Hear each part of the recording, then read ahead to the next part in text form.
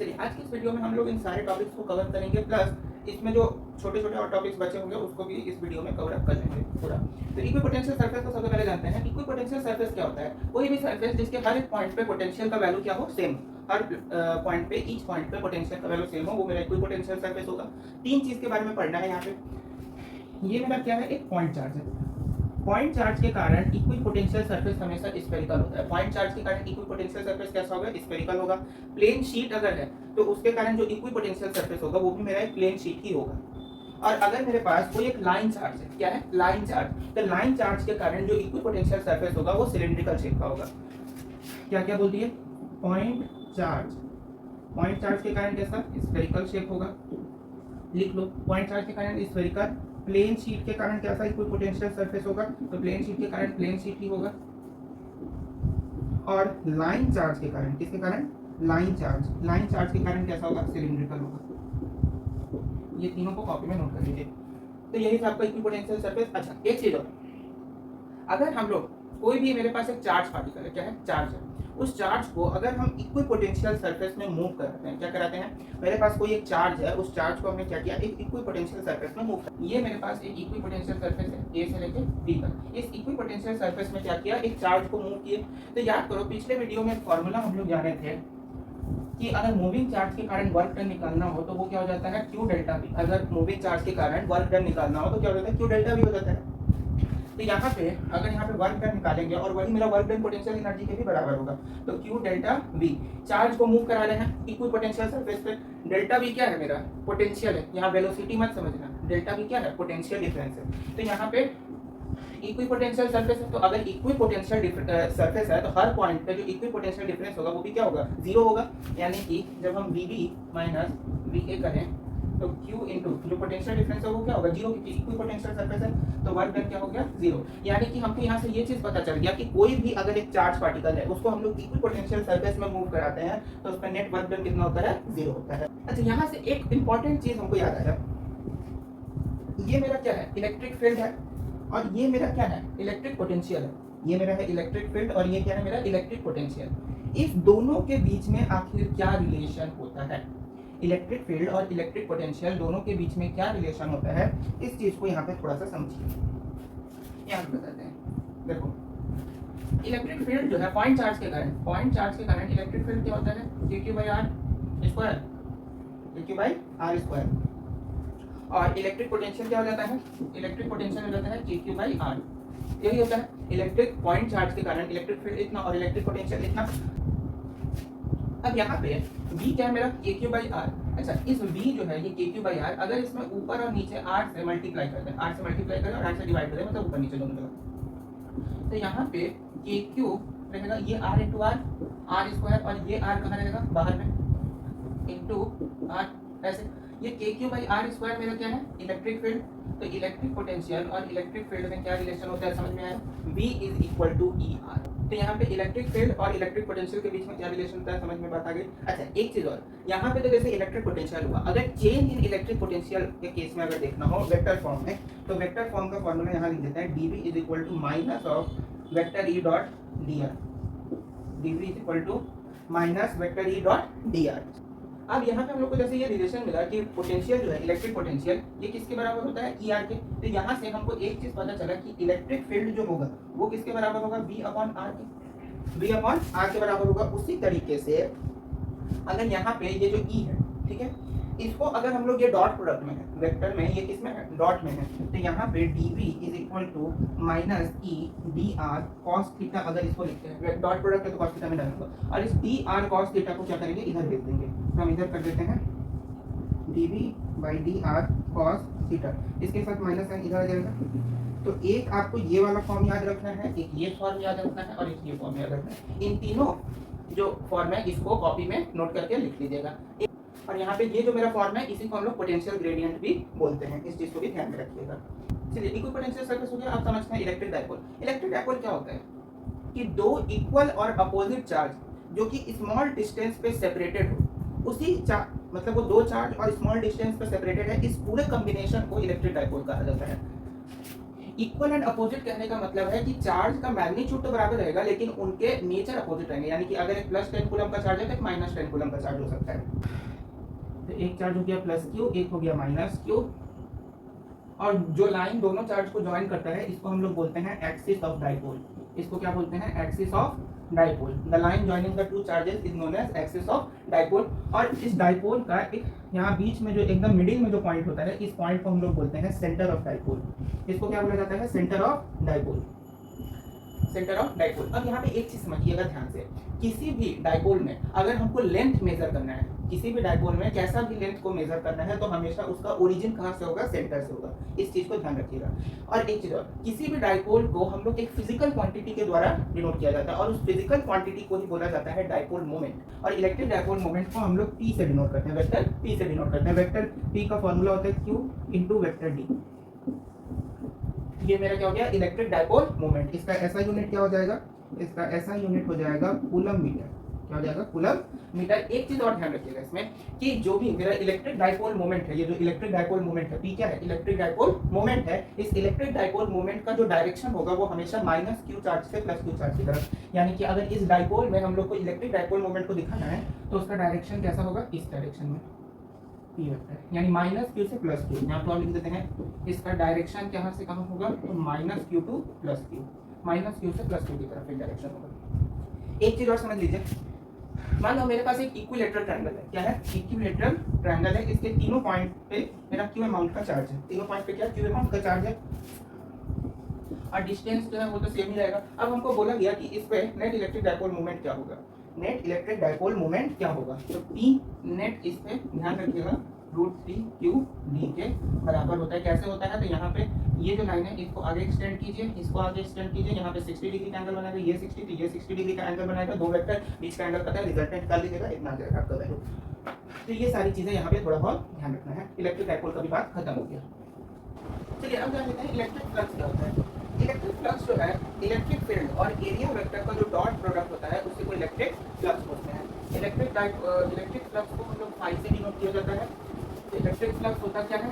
तो electric field और area vector का डॉट प्रोडक्ट को ही हम लोग इलेक्ट्रिक फ्लक्स बोलते हैं। Dot product of electric field and area vector is known as electric flux. समझ में बात है? जैसे कि यहाँ पे ये मेरे पास कोई एक ऐसा सरफेस है, इस पे ये इसका एरिया क्या है? A, और इस पे ऐसे इलेक्ट्रिक फील्ड है। तो ये जो एरिया वेक्टर है ये हमेशा ध्यान रखना है कि एरिया वेक्टर जो होगा वो इलेक्ट्रिक फ्लक्स के हमेशा परपेंडिकुलर होगा।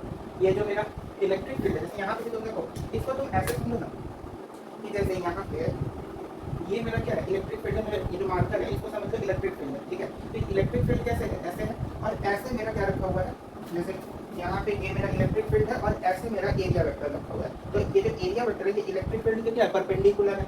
तो इलेक्ट्रिक फील्ड ये जो ऐसा सर्कल है इसको समझो ना, तो ये दोनों क्या है? एक दूसरे के परपेंडिकुलर है। तो इसी को बोलते हैं इलेक्ट्रिक फ्लक्स। और ये कैसा क्वांटिटी है? एक स्केलर क्वांटिटी है। Scalar quantity, scalar quantity. अच्छा एक चीज और इसमें ध्यान रखिएगा, एक चीज और मानते हैं कि जैसे मेरे पास ऐसे एरिया दिया हुआ है, ठीक है? इलेक्ट्रिक फील्ड कुछ ऐसे है E। तो ये जो E है इस केस में मेरा इलेक्ट्रिक फ्लक्स कितना हो जाएगा? तो इसको कंपोनेंट में रिजॉल्व करेंगे। तो कंपोनेंट में जब इसको छोड़ेंगे तो इसका इस डायरेक्शन में कंपोनेंट और इस डायरेक्शन में कंपोनेंट होगा। तो इस डायरेक्शन में component E sin theta, theta angle इधर बनाएगा तो इधर क्या हो जाएगा? E cos theta. हमेशा ध्यान रखना क्या है? हमेशा ध्यान रखना कि एंगल वाले के साथ हमेशा cos आता है और जो एंगल के अपोजिट होता है वर्टिकल कंपोनेंट वो sin होता है। तो इस केस में जो मेरा इलेक्ट्रिक फ्लक्स होगा वो क्या हो जाएगा? phi is equal to E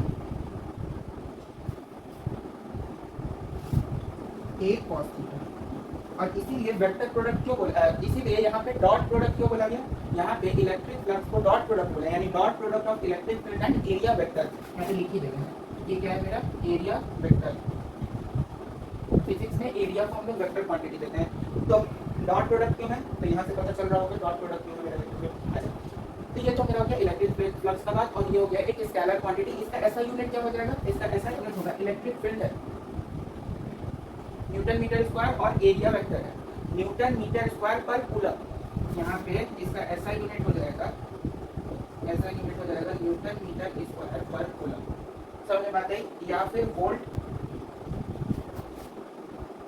Newton metre square पर कूलम या फिर वोल्ट मीटर, समझ में आता है।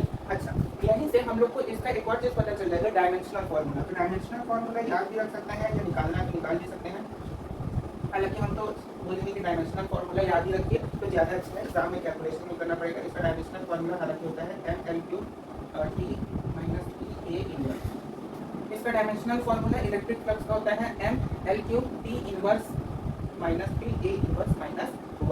देखिए हो गया मेरा इलेक्ट्रिक फ्लक्स का कहानी। इलेक्ट्रिक फ्लक्स होपफुली समझ में आ गया होगा। और इलेक्ट्रिक फ्लक्स जो है किसी भी टाइप की सरफेस के एरिया के लिए वेक्टर के लिए कहा जाएगा, चाहे वो सरफेस कुछ ऐसा हो या फिर ऐसा कोई सरफेस हो, किसी भी तरीके का सरफेस हो, हर पे मेरा इलेक्ट्रिक फ्लक्स इसी के इक्वल होगा। इलेक्ट्रिक फ्लक्स के बाद नेक्स्ट टॉपिक है मेरा गॉस लॉ। गॉस लॉ से सिमिलर टॉपिक होता है एम्पियर लॉ, जो कि मैग्नेटिज्म में जानना है, और दोनों टॉपिक एकदम सेम टू सेम है। जहाँ एम्पियर लॉ में करंट वगैरह का बात होता है, वहीं गॉस लॉ में चार्ज का बात हो रहा है। तो गॉस लॉ और एम्पियर लॉ लगभग सेम चीज है, बस गॉस लॉ क्या है इलेक्ट्रोस्टैटिक्स में काम दे रहा है और एम्पियर लॉ मैग्नेटिज्म में काम दे रहा है। देखो गॉस लॉ जो है वो हमेशा ध्यान रखिएगा कि किसी भी क्लोज सरफेस के लिए एप्लीकेबल होता है। उसका शेप कैसा है, साइज कैसा है, उससे कोई मतलब नहीं है। हमेशा गॉस लॉ जो है वो एक क्लोज सरफेस के लिए एप्लीकेबल होता है। और गॉस लॉ जिस क्लोज्ड सरफेस पे लगता है उस क्लोज्ड सरफेस को हम लोग गॉसियन सरफेस बोलते हैं। समझ में बात है। तो जैसे यहाँ पे ये क्लोज सरफेस है, इसमें हमने माना कि क्यू अमाउंट का चार्ज, ठीक है। अब इस ये जो सरफेस है जिसमें क्यू अमाउंट का चार्ज है, इससे जो नेट इलेक्ट्रिक फ्लक्स निकल रहा होगा, जो नेट इलेक्ट्रिक फ्लक्स निकल रहा होगा वो Q by net electric flux is equal to Q by epsilon naught के बराबर होगा। और यही होता है आपका गॉस लॉ। यहाँ पे एप्सिलॉन नॉट क्या है, परमिटिविटी ऑफ एयर। अब यहाँ पे इसको अगर थोड़ा स्टैंडर्ड फॉर्म में लिखा जाए तो स्टैंडर्ड फॉर्म में कुछ ऐसा लिखा जाता है, if I net is equal to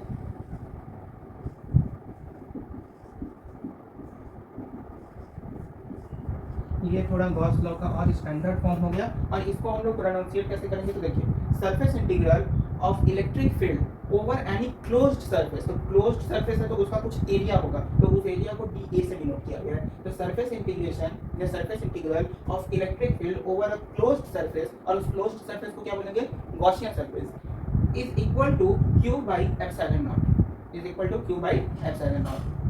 तो ये थोड़ा सा स्टैंडर्ड फॉर्म हो गया। इसका स्टेटमेंट अगर कोई नहीं जानता तो लिख लो, हम बोल दे रहे हैं फिर से स्टेटमेंट कि surface integral of electric field over a closed surface और ब्रैकेट में लिख लेना which is known as Gaussian surface is equal to 1 by epsilon naught times the charge enclosed inside the surface. यानी कि ये जो चार्ज होगा ये इनक्लोज्ड चार्ज होगा। ये चार्ज कैसा होगा, इनक्लोज्ड चार्ज, यानी जो भी चार्ज इस सरफेस के, इस क्लोज्ड सरफेस के अंदर है, उसी कारण से केवल जो है मेरा नेट इलेक्ट्रिक फ्लक्स है। यानी ये जो गॉस लॉ है वो केवल इनक्लोज्ड चार्ज के लिए एप्लीकेबल है। जैसे कि अगर यहाँ पे भी कोई क्यू चार्ज है तो इससे कोई बहस नहीं है हमको गॉस लॉ में। हमको गॉस लॉ में किससे बहस है कि केवल जो चार्ज होगा वो सरफेस के अंदर होना चाहिए, इसलिए यहाँ लिखे इनक्लोज्ड चार्ज। अगर सरफेस के अंदर कोई भी चार्ज नहीं, जैसे कि अगर सरफेस के अंदर Q का वैल्यू 0 है तो नेट इलेक्ट्रिक फ्लक्स भी इंटायर द सरफेस क्या होगा, 0। क्योंकि Q का वैल्यू जैसे यहाँ पे 0 पुट करेंगे तो 0 बाई एप्सिलॉन, 0 बाई कुछ भी चीज हो क्या कर देगा, फाई नेट को 0 कर देगा। इसीलिए जब भी सरफेस के अंदर अगर कोई चार्ज प्रेजेंट नहीं है, सरफेस के अंदर कोई भी तरीके का चार्ज मौजूद नहीं है, तो उस कंडीशन में जो नेट इलेक्ट्रिक फ्लक्स होगा वो कितना हो जाएगा, 0 हो जाएगा। चलिए आप जानते हैं कैपेसिटर को। अच्छा, कैपेसिटर जानने से पहले हम लोग थोड़ा डाइलेक्ट्रिक पोलराइजेशन, ससेप्टिबिलिटी से छोटा मोटा टॉपिक है, इसको थोड़ा समझ लो। जैसे कंडक्टर और इंसुलेटर पहले जानते हो तो क्या होता है, बचपन से पढ़ते आ रहे हैं, हालांकि इसमें तो कोई दिक्कत होना नहीं चाहिए। कंडक्टर क्या होता है, जिससे इलेक्ट्रिक चार्ज इजीली फ्लो कर सके, और इंसुलेटर जिससे इलेक्ट्रिक चार्ज इजीली फ्लो ना कर सके, इंसुलेटर कंडक्टर। हम लोग को बेसिकली यहाँ पे कंडक्टर के बारे में जानना है। इंसुलेटर का डाइलेक्ट्रिक में काम आएगा, कंडक्टर को सबसे पहले जानिए, दोनों का ही काम है। अब यहाँ पे एक चीज ध्यान रखिएगा कि किसी भी कंडक्टर के अंदर inside the conductor, inside electric field का वैल्यू क्या होता है, 0 होता है। किसी भी कंडक्टर के अंदर इलेक्ट्रिक फील्ड का वैल्यू 0 होता है। लेकिन electric field outside the conductor, यानी कोई भी कंडक्टर है, चार्ज कंडक्टर है जिसको कुछ चार्ज प्रेजेंट है, तो उसमें इलेक्ट्रिक फील्ड हमेशा क्या होगा, परपेंडिकुलर होगा। और वो इलेक्ट्रिक फील्ड जो परपेंडिकुलर होगा वो sigma by epsilon naught into N cap को यूनिट वेक्टर है, तो इसको हटा दीजिए। जो कंडक्टर के आउटसाइड जो सरफेस पे जो चार्ज है उस पे इलेक्ट्रिक फील्ड क्या होगा, परपेंडिकुलर होगा। तो कोई भी चार्ज सरफेस का अगर कंडक्टर है तो उस पे इलेक्ट्रिक फील्ड परपेंडिकुलर होगा, और उस पे इलेक्ट्रिक फील्ड का वैल्यू क्या होगा, सिग्मा अपॉन एप्सिलॉन नॉट। ठीक है, ये सिग्मा क्या है, तो सरफेस चार्ज डेंसिटी, और epsilon not permittivity of it. अब इन कंडक्टर में इतना समझिए। इंसुलेटर क्या होता है, जिससे चार्ज इजीली फ्लो ना कर पाए। इंसुलेटर जो होता है ना, डाई इलेक्ट्रिक, जो अभी हम लोग पढ़ेंगे, डाई इलेक्ट्रिक जो है वो एक तरह से इंसुलेटर की तरह ही वर्क काम करता है। डाई इलेक्ट्रिक जो है वो एक तरह से इंसुलेटर ही होता है। ठीक है, तो अब यहाँ पे हम लोग थोड़ा डाई इलेक्ट्रिक क्या होता है और पोलराइजेशन होता है, और डाई इलेक्ट्रिक से कैसे पोलराइजेशन आता है, ये सारी चीजों को थोड़ा समझते हैं। अब यहाँ पे थोड़ा समझने का कोशिश करना है डाइलेक्ट्रिक से पोलराइजेशन कैसे होता है और क्या क्या चीज़ है डाइलेक्ट्रिक पोलराइजेशन। इस पूरे चीज़ को ध्यान से समझने का, छोटा सा है लेकिन आराम से समझना पड़ेगा। देखो डाइलेक्ट्रिक जो होता है ना वो एक इंसुलेटिंग मटेरियल होता है। अभी तुमको पता है कि इंसुलेटर और डाइलेक्ट्रिक मतलब वही सेम टाइप का चीज। तो डाइलेक्ट्रिक जो है इंसुलेटिंग मटेरियल होता है जिसके अंदर कोई भी फ्री चार्ज या फ्री इलेक्ट्रॉन प्रेजेंट नहीं होते हैं। उस डाइलेक्ट्रिक को जब हम इलेक्ट्रिक फील्ड में प्लेस करते हैं तब वो कहीं जाके पोलराइज्ड होता है। मेरे पास एक कंडक्टर है, इस कंडक्टर को हमने इलेक्ट्रिक फील्ड में प्लेस किया और ये इलेक्ट्रिक फील्ड पॉजिटिव से नेगेटिव की तरफ ये सब क्या है इलेक्ट्रिक फील्ड है और इसको हम ई नॉट से शो करते हैं। तो इस इलेक्ट्रिक फील्ड जो ई नॉट इलेक्ट्रिक फील्ड है इसमें एक कंडक्टर प्लेस किए। तो वो जो कंडक्टर है वो किससे बना होगा, एटम से, मॉलिक्यूल से। और एटम मॉलिक्यूल मतलब कि उसमें कुछ आयंस होंगे, पॉजिटिव नेगेटिव चार्ज पार्टिकल सब। तो वो जो चार्ज पार्टिकल है वो इसके सरफेस पे रहेंगे। वो कहाँ रहेंगे, इसके सरफेस पे। अभी थोड़ी देर पहले बताया था कि चार्ज जो है इनसाइड द कंडक्टर जीरो होता है लेकिन उसके सरफेस पे तो चार्ज हो सकता है। तो इसमें जो भी चार्ज होगा वो पॉजिटिव होगा और नेगेटिव होगा। तो पॉजिटिव चार्ज जो है वो कहाँ चला जाएगा, नेगेटिव साइड। पॉजिटिव चार्ज जो है वो किधर चला जाएगा, निगेटिव साइड। और जो निगेटिव चार्ज है वो कहाँ चला आएगा, पॉजिटिव साइड। निगेटिव चार्ज कहाँ चला आएगा, पॉजिटिव साइड। अब क्योंकि यहाँ पे inside the conductor electric field तो जीरो होता है ये हमको पता है, लेकिन क्योंकि यहाँ पे पॉजिटिव और नेगेटिव चार्ज है तो कुछ अमाउंट का इलेक्ट्रिक फील्ड यहाँ पे जनरेट होता है। थोड़ा सा अमाउंट का इलेक्ट्रिक फील्ड जनरेट होता है और वो इलेक्ट्रिक फील्ड तब तक जनरेट होता है जब तक वो ई नॉट जो एक्सटर्नल इलेक्ट्रिक फील्ड है उसके बराबर ना हो। तो अंदर जो इलेक्ट्रिक फील्ड जनरेट हो रहा है उसको हम ई से ही डिनोट करते हैं, ठीक है। तो हम ये जानते हैं सिंस कि electric field inside the conductor is zero, electric field inside the conductor is zero. और ये इलेक्ट्रिक फील्ड कब तक जनरेट होगा, जब तक वो जो है इस ई नॉट ये जो एक्सटर्नल इलेक्ट्रिक फील्ड है इसके बराबर ना हो जाए। एक चीज देखो कि ये जो इनसाइड इलेक्ट्रिक फील्ड जनरेट हो रहा है बहुत शॉर्ट इंटरवल ऑफ टाइम के लिए, बहुत शॉर्ट पीरियड ऑफ टाइम के लिए, ये इस ई नॉट जो एक्सटर्नल इलेक्ट्रिक फील्ड है इसके अपोजिट है। तो ये दोनों क्या करेगा, एक दूसरे को कैंसिल कर देगा, यानी कि ई नॉट माइनस ई करेंगे तो वो जीरो के बराबर आएगा क्योंकि ई नॉट दोनों एक दूसरे को कैंसिल कर देगा ना। तो ई नॉट जो है minus E is equal to कितना आ रहा है, जीरो। तो यहाँ पे ये जो ई है क्योंकि यहाँ पे इंटरनल क्या है, इंटरनल इलेक्ट्रिक फील्ड जो है वो जीरो होता है। तो ई नॉट यहाँ पे कितना आ गया, जीरो। यानी यहाँ पे अब ई नॉट भी क्या हो गया, जीरो। यानी कि ये दोनों फील्ड क्या किया, एक दूसरे को पूरी तरीके से कैंसिल कर दिया। इसी कारण से इनसाइड द कंडक्टर जो इलेक्ट्रिक फील्ड होता है वो जीरो होता है क्योंकि दोनों फील्ड क्या किया, एक दूसरे के मैग्नीट्यूड को कैंसिल किया। मैग्नीट्यूड से लेकिन डायरेक्शन दोनों का क्या है, अपोजिट है। तो अपोजिट डायरेक्शन और सेम मैग्नीट्यूड दोनों एक दूसरे को वेक्टर क्वांटिटी कैंसिल कर देगा जिसके कारण net electric field inside the conductor क्या हो जाता है, जीरो हो जाता है। वहीं अगर हम लोग डाई इलेक्ट्रिक का बात करें, अब इस कंडक्टर की जगह हम क्या करते हैं कि इस इलेक्ट्रिक फील्ड में एक डाई इलेक्ट्रिक को प्लेस करते हैं। कंडक्टर की जगह किसको प्लेस कर रहे हैं, डाई इलेक्ट्रिक को। तो डाई इलेक्ट्रिक को जैसे ही कंडक्टर की जगह प्लेस करेंगे प्लस, अब यहाँ पे क्योंकि इस डाई इलेक्ट्रिक में कोई फ्री चार्ज मौजूद नहीं है, इस डाई इलेक्ट्रिक में कोई फ्री चार्ज प्रेजेंट नहीं है, तो अगर फ्री चार्ज प्रेजेंट नहीं है तो उस केस में इसके अंदर कोई भी इलेक्ट्रिक वेव या किसी भी तरीके का इलेक्ट्रिक इफेक्ट जनरेट नहीं होगा। लेकिन जो भी थोड़ा सा इलेक्ट्रिक इफेक्ट अगर जनरेट होता भी है तो वो क्या करेगा, देखिए जैसे यहाँ पे देखिए इलेक्ट्रिक फील्ड लाइन पॉजिटिव से नेगेटिव की तरफ जा रहा है। अब इसके अंदर अगर इलेक्ट्रिक फील्ड हम जनरेट करते हैं तो वो क्या करेगा, इस ई नॉट के वैल्यू को रिड्यूस करता जाएगा। यानी कि अगर इसके अंदर इलेक्ट्रिक फील्ड, हालांकि अभी तो जनरेट नहीं है क्योंकि चार्ज प्रेजेंट नहीं है, लेकिन अगर जनरेट करते हैं तो वो क्या करेगा, इस ई नॉट के वैल्यू को रिड्यूस करता जाएगा। इस ई नॉट के वैल्यू को क्या करेगा, रिड्यूस करता जाएगा। ध्यान यही रखना है कि जो डाई इलेक्ट्रिक होता है हमको इसी को पोलराइज करना है। ये मेरा क्या है, डाई इलेक्ट्रिक है, डाई इलेक्ट्रिक है जो कि इंसुलेटिंग मटेरियल है। और इस डाई इलेक्ट्रिक को पोलराइज तभी किया जा सकता है जब इसको हम एक इलेक्ट्रिक फील्ड में प्लेस करें। तो अब इस डाई इलेक्ट्रिक को जब हम इलेक्ट्रिक फील्ड में प्लेस कर दिए तो उसके बाद अब ये पोलराइज कैसे हो रहा है इस चीज को थोड़ा सा समझिए। देखिए डाई इलेक्ट्रिक जो होता है वो मॉलिक्यूल से मिलकर बना होता है, एटम से मिलकर बना होता है। और जो मॉलिक्यूल्स होते हैं, मॉलिक्यूल्स जो है एटम से बनता है और मॉलिक्यूल से जो है कंपाउंड बनता है, यानी एटम से मॉलिक्यूल, मॉलिक्यूल से कंपाउंड। तो जो मॉलिक्यूल है वो दो तरह का होता है, पोलर और नॉन पोलर। पोलर मॉलिक्यूल्स क्या होता है, जो कि इजीली एक तरह से बोल सकते हैं कि बॉन्ड फॉर्मेशन, मतलब जिसमें प्लस और माइनस दोनों चार्ज वो पोलर, और जिसमें सिंगल चार्ज हो, या तो माइनस हो तो माइनस या तो प्लस हो तो प्लस, तो वो नॉन पोलर हो जाते हैं। जैसे कि पोलर मॉलिक्यूल और नॉन पोलर। डाई इलेक्ट्रिक जो होता है वो मॉलिक्यूल से मिलकर बनता है और मॉलिक्यूल जो है दो तरीके के होते हैं, पोलर और नॉन पोलर। तो जो पोलर मॉलिक्यूल होता है ये जैसे HF, HCl, यहाँ पे फ्लोरीन जो होता है ना वो हाईएस्ट इलेक्ट्रोनेगेटिव एलिमेंट होता है, यानी इसको इलेक्ट्रॉन को अटेन करने की जो टेंडेंसी होती है फ्लोरीन की वो सबसे ज़्यादा होती है in the periodic table, chemistry में ध्यान रखो। तो इसलिए हम HF को पहले लिख दिए। तो हाइट ये भी क्या मेरे पोलर मॉलिक्यूल, HCl भी पोलर मॉलिक्यूल, लेकिन नॉन पोलर में जैसे हाइड्रोजन, ऑक्सीजन, ये सारे क्या है नॉन पोलर मॉलिक्यूल हो गए। तो यहाँ पे हम पोलर नॉन पोलर का बात नहीं करेंगे, इसका बेसिक आइडिया है हम लोग को। तो यहाँ से हम सोचेंगे कि पोलराइजेशन का प्रोसेस आखिर हो कैसे रहा है। ठीक है, जब भी कोई पोलर मॉलिक्यूल है, ठीक है, जब इसको इलेक्ट्रिक फील्ड में, जैसे यहाँ पे आपके बुक में भी ये डायग्राम दिया हुआ है, अगर बुक खोलो तो वहाँ दिखेगा कि अगर ऐसे कुछ डायग्राम सब दिए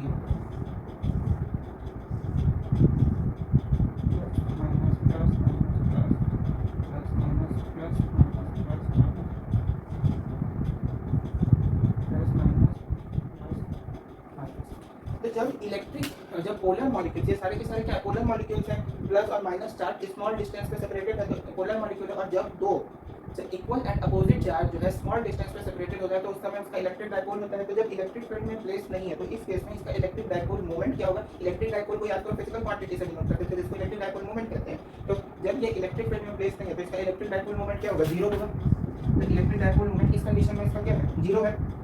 लेकिन जैसे ही इसको हमने क्या किया, इलेक्ट्रिक फील्ड में प्लेस किया,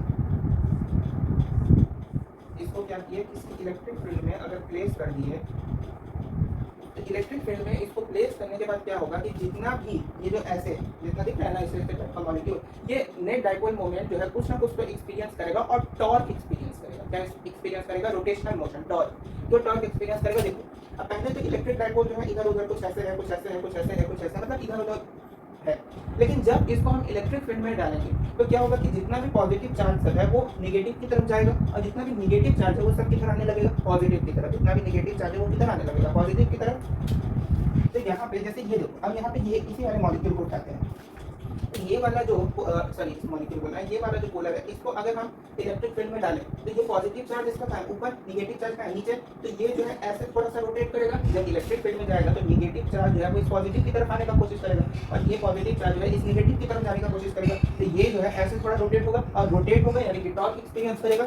तो यहाँ पे जितने भी मॉलिक्यूल्स होंगे वो सारे के सारे कैसे हो जाएंगे, ऐसे हो जाएंगे, इधर माइनस, इधर प्लस, इधर माइनस, इधर प्लस, इधर माइनस, इधर प्लस, इधर माइनस, इधर प्लस, इधर माइनस, इधर प्लस, इधर माइनस, इधर माइनस, इधर प्लस, इधर माइनस, इधर समझ बताइए। तो जितने भी निगेटिव जो चार्ज थे वो सारे पॉजिटिव की तरफ आ गए, जितने पॉजिटिव थे वो सारे के सारे निगेटिव की तरफ चले गए।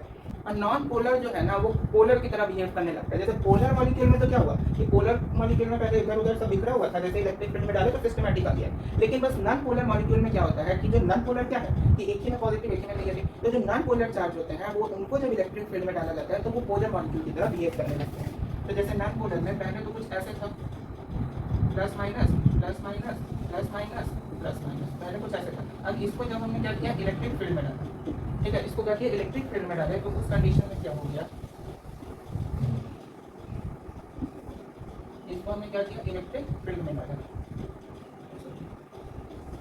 इलेक्ट्रिक फील्ड में जैसे ही डालेंगे तो जितने भी पॉजिटिव चार्ज है वो सारे निगेटिव की तरफ जाएंगे और जितने भी निगेटिव चार्ज है वो सारे के सारे पॉजिटिव की तरफ जाएंगे। तो इधर minus plus minus plus minus plus, ठीक है, minus plus minus plus minus plus. समझ बता रही है, जितने भी निगेटिव चार्ज, अब देखो ये जो है किसकी तरह बिहेव करने लगा, एज अ पोलर मॉलिक्यूल की तरह। समझ बता रही है। और इसी पोलर मॉलिक्यूल से बाद में चल के जो डाइलेक्ट्रिक है ये क्या हो जाता है, पोलराइज होता है। उस चीज को आप समझे यहाँ पे, तो हम इसको यहाँ पे समझा देंगे।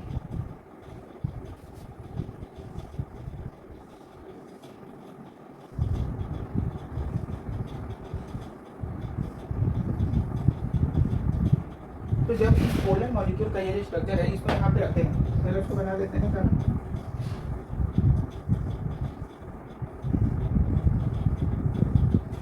Minus plus minus plus minus plus plus minus plus minus plus minus plus plus. अब यहाँ पे ध्यान से समझो, अब होगा क्या कि यहाँ पे इसको हम बीच से ऐसे करेंगे, ठीक है। अब समझो वो क्या है, ध्यान से मतलब बहुत इंटरेस्टिंग चीज़, अच्छा भी लगेगा शायद थोड़ा। अब यहाँ पे ये जो पॉजिटिव चार्ज है ये इस निगेटिव चार्ज, ये पॉजिटिव और निगेटिव चार्ज न्यूट्रलाइज हुए, ये दोनों एक दूसरे को न्यूट्रलाइज किया, ये दोनों एक दूसरे को न्यूट्रलाइज किया, ये दोनों एक दूसरे को क्या किया, न्यूट्रलाइज किया। लेकिन इधर जो ये सरफेस पे निगेटिव चार्ज है और इधर जो सरफेस पे पॉजिटिव चार्ज है, इनके पास तो कोई है नहीं, फ्री है। तो ये दोनों तो एक दूसरे को न्यूट्रलाइज कर लिया, लेकिन ये फिर जो सरफेस पे पॉजिटिव और ये निगेटिव चार्ज है ये क्या करेगा, एक दूसरे के साथ जनरेट, ये यहाँ पे क्या जनरेट करने लगेगा, इलेक्ट्रिक फील्ड जनरेट करेगा। क्योंकि यहाँ पे तुमको दिखा है, यहाँ पे समझ में आया पॉजिटिव और निगेटिव चार्ज कैसे हो रहा था। तो वो चीज़ कैसे हो रहा है, तो यहाँ पे समझ में आ रहा होगा कि जो पॉजिटिव चार्ज है वो सरफेस पे आ गया और इधर निगेटिव चार्ज है, तो ये जो इधर निगेटिव और इधर पॉजिटिव दोनों मिलकर क्या किए, इलेक्ट्रिक फील्ड जनरेट करने के शॉर्ट इंटरवल के लिए।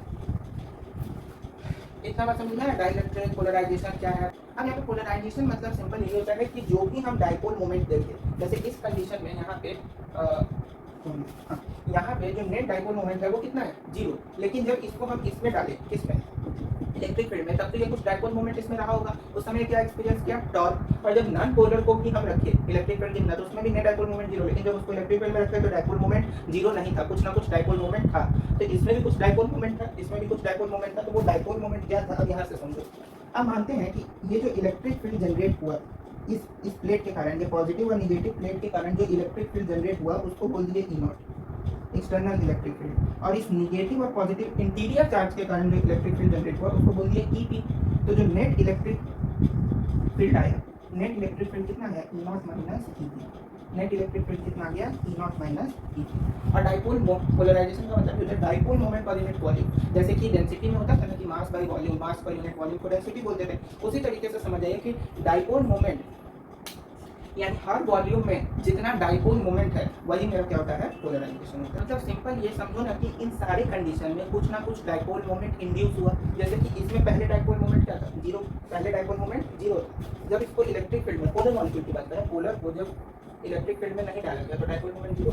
जब इलेक्ट्रिक फील्ड में डाले तो कुछ ना कुछ डाइपोल मोमेंट एक्सपीरियंस किया होगा। डाइपोल मोमेंट एक्सपीरियंस क्यों किया, क्योंकि इलेक्ट्रिक डाइपोल उसमें जनरेट हुआ। और जब डाइपोल मोमेंट एक्सपीरियंस किया तो वो टॉर्क एक्सपीरियंस किया, मतलब कि पोलर के केस में भी डाइपोल एक्सपीरियंस किया, यहाँ पे भी डाइपोल मोमेंट एक्सपीरियंस किया। तो वो जो डाइपोल मोमेंट एक्सपीरियंस किया, ठीक है, वो पर यूनिट वॉल्यूम जितना एक्सपीरियंस किया डाइपोल मोमेंट, वही हो जाता है मेरा पोलराइजेशन, जिसको कि कैपिटल P से डिनोट करते हैं। पोलराइजेशन को कैपिटल P से डिनोट करते हैं और इलेक्ट्रिक डाइपोल को स्मॉल p से डिनोट किया जाता है। अब यहाँ पे एक टाइम आता है dielectric constant. Dielectric constant हमेशा ध्यान रखिएगा कि K को बोलते हैं। किसको बोलते हैं, K को। ये K जो है आपका कूलम्स लॉ का कांस्टेंट नहीं है, ये K अलग है, ठीक है। एक K का वैल्यू तो होता है 1/4πε0, जो कि आपको कूलम्स फोर्स में पढ़ना है। यहाँ पे जो K है वो है डाई इलेक्ट्रिक कांस्टेंट, जिसका वैल्यू होता है E0/E। मतलब कि डाई इलेक्ट्रिक कांस्टेंट हम अभी पिछले क्लास में भी देखोगे तो रिलेटिव परमिटिविटी जहाँ पे पढ़ाए थे वहाँ पे भी डाई इलेक्ट्रिक कांस्टेंट का जिक्र किए थे, तो वही वाला सेम चीज़ है और कुछ नहीं है। और एक चीज़ और ध्यान रखना है कि जो डाई इलेक्ट्रिक कांस्टेंट है इसका वैल्यू हमेशा 1 से बड़ा होगा। डाई इलेक्ट्रिक कांस्टेंट का वैल्यू हमेशा 1 से बड़ा होता है। ये हो गया। अब इसके बाद एक और टर्म आता है इलेक्ट्रिक ससेप्टिबिलिटी। इलेक्ट्रिक ससेप्टिबिलिटी, अब इसको समझिए क्या होता है। देखिए हम लोग ये जाने कि पोलराइजेशन जो हो रहा है, पोलराइजेशन जो भी हो रहा है वो किसके कारण हो रहा है, इलेक्ट्रिक फील्ड के कारण। यानी कि पोलर इलेक्ट्रिक फील्ड हम जितना ज़्यादा बढ़ाते जाएंगे, पोलराइज मॉलिक्यूल होंगे वो उतना ज़्यादा पोलराइजेशन परफॉर्म करेंगे। अगर इलेक्ट्रिक फील्ड कम किया तो पोलराइजेशन कम, इलेक्ट्रिक फील्ड ज़्यादा किया तो पोलराइजेशन ज़्यादा। तो यानी कि हमको यहाँ से दिख रहा था, क्लियर कर देते हैं, ठीक है, कि पोलराइजेशन जो है इलेक्ट्रिक फील्ड के डायरेक्टली प्रोपोर्शनल है, यानी जितना पोलराइजेशन उतना इलेक्ट्रिक फील्ड। तो इस प्रोपोर्शनलिटी के साइन को हटाते हैं तो यहाँ पे कुछ एक ऐसे x जैसे सिंबल से डिनोट करते हैं और इसी x सिंबल को बोलते हैं इलेक्ट्रिक ससेप्टिबिलिटी। इलेक्ट्रिक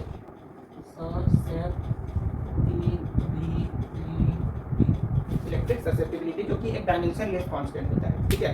इसका कोई भी डायमेंशनल फॉर्मूला या कोई भी इसका यूनिट ऐसा कुछ नहीं होता है, बस एक कांस्टेंट है जिसका नाम है इलेक्ट्रिक ससेप्टिबिलिटी। एक चीज़ का ध्यान रखिएगा कि ये हर अलग अलग डिफरेंट मीडियम के लिए, डिफरेंट तरीके के ऑब्जेक्ट्स के लिए इलेक्ट्रिक ससेप्टिबिलिटी का वैल्यू डिफरेंट होता है। ध्यान में ये रखना है कि वैक्यूम के लिए इलेक्ट्रिक ससेप्टिबिलिटी का वैल्यू 0 होता है, ठीक। अब डाई इलेक्ट्रिक कांस्टेंट और इलेक्ट्रिक ससेप्टिबिलिटी में दोनों में रिलेशन क्या है, इस चीज को समझिए। रिलेशन सिंपल यहाँ पे लिख दे रहे हैं कि जो डाई इलेक्ट्रिक कांस्टेंट है वो इलेक्ट्रिक ससेप्टिबिलिटी जो भी वैल्यू है उसमें अगर एक ऐड करते हैं तो वो डाई इलेक्ट्रिक कांस्टेंट के बराबर होता है। ये रिलेशन हो गया between dielectric constant and electric susceptibility. समझ में बात आ गई। एक चीज और आता है यहाँ पे डाई इलेक्ट्रिक स्ट्रेंथ। ये डाई इलेक्ट्रिक को स्ट्रेंथ को समझते हैं, उसके बाद आपका जाएगा कैपेसिटर वगैरह। डाई इलेक्ट्रिक स्ट्रेंथ को ऐसे समझो कि मैक्सिमम जितना भी कोई भी डाई इलेक्ट्रिक स्लैब है, कोई भी डाई इलेक्ट्रिक मटेरियल है, वो जितना मैक्सिमम इलेक्ट्रिक फील्ड को जनरेट कर सकता है बिना ब्रेक डाउन हुए उसी को हम लोग बोलते हैं डाई इलेक्ट्रिक का स्ट्रेंथ। यानी कि डाई इलेक्ट्रिक की ताकत कितनी है, डाई इलेक्ट्रिक कितना ज़्यादा स्ट्रेंथ देती है। अब जानते हैं कैपेसिटर क्या होता है। देखिए जब भी दो कंडक्टर्स को एक इंसुलेटिंग मीडियम के द्वारा, दो कंडक्टर्स है, दोनों कंडक्टर्स को इंसुलेटिंग मीडियम के द्वारा जब सेपरेट किया जाता है, जैसे कि यहाँ पे ये दो कंडक्टर हो गया, इस दो कंडक्टर को एक इंसुलेटिंग मीडियम ए और ई के बीच में, ठीक है, उसके द्वारा सेपरेट किया गया, जिसपे एक पे प्लस क्यू चार्ज एक पे माइनस क्यू चार्ज, यही पूरा कॉम्बिनेशन में रखा कहलाता है कैपेसिटर। कैपेसिटर का मेन वर्क क्या होता है, एनर्जी को स्टोर करना। एनर्जी को क्या करना, स्टोर। देखो हम अपने साथ कैपेसिटर भी लेके आए हैं, ये कैपेसिटर होता है, यहाँ पे लिखा है अगर ध्यान से देखो तो यहाँ पे ये लिख रहा है कैपेसिटर लिखा हुआ है। तो यहाँ पे ये जो कैपेसिटर है इसका जो कंस्ट्रक्शन होता है कैपेसिटर का वो ऐसा ही होता है, जिसमें एक तरफ प्लस क्यू चार्ज और माइनस क्यू चार्ज, इसके अंदर क्या स्टोर होता है, चार्ज स्टोर होता है, और वही चार्ज जो है बाद में जाके यूज किया जाता है ताकि रिवॉल्व किया जा सके, पंखा जो है वो घूमे या फिर अगर अदर इलेक्ट्रॉनिक्स आइटम है। अब यहाँ पे तो ये मेन चीज समझ गए कि क्या होता है कि दो कंडक्टर्स जो कि इंसुलेटिंग मीडियम के द्वारा सेपरेट हो, जिसमें एक पे प्लस क्यू चार्ज एक पे माइनस क्यू चार्ज हो, और उस पूरे कॉम्बिनेशन को बोला जाता है कैपेसिटर। और इस कैपेसिटर में ध्यान रखना है कि क्या स्टोर होता है, तो चार्ज स्टोर होता है। ऐसा कोई डिवाइस जो कि चार्ज को स्टोर करे वही मेरा क्या होता है, कैपेसिटर होता है। अब यहाँ पे क्योंकि यहाँ पे क्या है मेरे पास चार्ज है, तो चार्ज यहाँ पे कुछ ना कुछ पोटेंशियल भी होगा, तो उस पोटेंशियल को बोलते हैं V, उस पोटेंशियल को V बोलिए। और ये जो V है ना ये कांस्टेंट रहेगा, और इसमें जो चार्ज स्टोर है वो भी मेरा कांस्टेंट रहेगा। देखो कैपेसिटर में जो और ये जो Q/V का रेशियो है यानी charge per unit electric potential, इसको हम लोग एक कांस्टेंट C से डिनोट किया जाता है, और इस C को बोला जाता है capacitance of a capacitor. Capacitance of a capacitor जो होता है वो हमेशा ध्यान रखना है कि साइज पे भी डिपेंड करता है और शेप पे भी डिपेंड करता है। देखो ना, अगर इस कैपेसिटर का साइज जो है वो बड़ा हो तो ज़्यादा चार्ज को स्टोर कर पाएगा, यानी कि कैपेसिटर का अगर साइज जो है वो बड़ा है तो मोर अमाउंट का चार्ज स्टोर होगा, क्योंकि कैपेसिटेंस जो चार्ज के क्या डायरेक्टली प्रोपोर्शनल है। तो जितना बड़ा शेप होगा उतना ज़्यादा चार्ज को स्टोर करेगा, जितना छोटा शेप होगा उतना कम चार्ज को स्टोर कर पाएगा। तो समझ में आता है। तो यहाँ पे इस वाले फॉर्मूला को भी एकदम ध्यान में रखना है, और इसको हम लोग क्या बोलते हैं, तो कैपेसिटेंस। कैपेसिटेंस इसका ऐसा यूनिट क्या होता है, फैराड। इसका ऐसा यूनिट होता है फैराड। एक फैराड जो होता है ना, और ऐसा यूनिट तो फैराड होता है, और बिगेस्ट यूनिट भी इसका फैराड ही होता है। एक फैराड जो है वो 1 कूलम पर वोल्ट के बराबर होता है। अच्छा, बुक में कई जगह जो है आपको बहुत तरीके का सिंबल दिखेगा, जैसे कि कुछ सिंबल जो है ऐसे रहेगा, जैसे कैपेसिटेंस को जो है कैपेसिटेंस का सिंबल जो होता है कैपेसिटर का वगैरह बुक में जो यूज होता है वो जनरली ऐसे होता है, या फिर कुछ कहीं कहीं ऐसे भी होता है, कुछ ऐसे करेगा और ऐसे रहेगा। ये भी मेरा कैपेसिटर का ही सिंबल है, मतलब कि एक को थोड़ा सा कर्व कर दिए, ठीक है, या फिर कहीं कहीं ऐसे भी रहता है, और इसको ऐसे बीच से ऐसे क्रॉस रहेगा। तो ये जो है ना मेरा फिक्स्ड कैपेसिटेंस है, ये मेरा क्या है, फिक्स्ड कैपेसिटेंस है। ये मेरा क्या है, वेरिएबल कैपेसिटेंस है। अगर कहीं पे भी कैपेसिटेंस में ऐसा लिखे, ये दोनों लगभग सेम चीज़ है, बस जो डिनोट करने का तरीका है वो अलग अलग है। मतलब कि फिक्स्ड कैपेसिटेंस को हम लोग ऐसे भी डिनोट करते हैं और ऐसे भी डिनोट किया जाता है। देखिए, अगर कैपेसिटर में ऐसे एरो दिया हुआ है तो समझ जाना है कि ये कौन सा कैपेसिटर है, वेरिएबल। ये वेरिएबल कैपेसिटर है, समझ में बताइए। अब कैपेसिटर अगर सीरीज में है, पैरेलल में है, यानी कॉम्बिनेशन ऑफ कैपेसिटर है, उसको थोड़ा समझते हैं। जैसे कि पहले में अगर सीरीज में, ठीक है, सीरीज में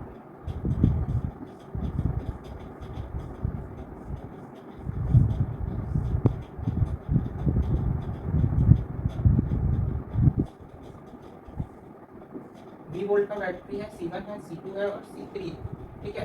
ये माइनस क्यू, ये प्लस क्यू, ये माइनस क्यू, ये प्लस क्यू, ये माइनस क्यू, ये प्लस क्यू, ठीक है। अब यहाँ पे सीरीज कॉम्बिनेशन में जो कैपेसिटर होगा उसका C इक्विवेलेंट जो होता है वो होता है, अगर दो हो तो उसका सिंपल है। एक चीज ध्यान रखिएगा कि जैसे रेसिस्टेंस जो होता है ना, रेसिस्टेंस में अगर सीरीज में देखें तो सीरीज में R इक्विवेलेंट कितना होता है, R1 प्लस R2 R2, यानी डायरेक्ट ऐड करते हैं। और वहीं अगर पैरेलल में हो तो क्या होता है, 1/R1 plus 1/R2 plus 1/Rn जितना भी है। कैपेसिटर में ठीक इसका उल्टा होता है, यानी सीरीज में जो C इक्विवेलेंट है वो हो जाएगा 1/C1 plus 1/C2 plus 1/C3 plus dot dot dot, ध्यान रखें। यानी कि सीरीज में जो कैपेसिटेंस है वो इक्विवेलेंट हो जाएगा इसके 1/C1 plus 1/C2 plus 1/C3, समझ बता रही है। और वहीं पैरेलल के केस में डायरेक्ट ऐड हो जाएगा। पैरेलल कॉम्बिनेशन में अगर देखें तो जैसे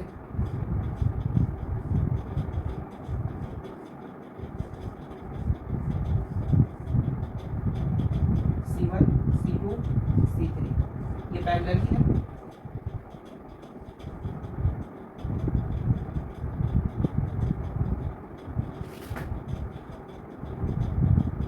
V वोल्ट की बैटरी से कनेक्ट है, तो पैरेलल में C इक्विवेलेंट होगा, C इक्विवेलेंट किससे होगा, C1 plus C2 plus C3 dot dot dot.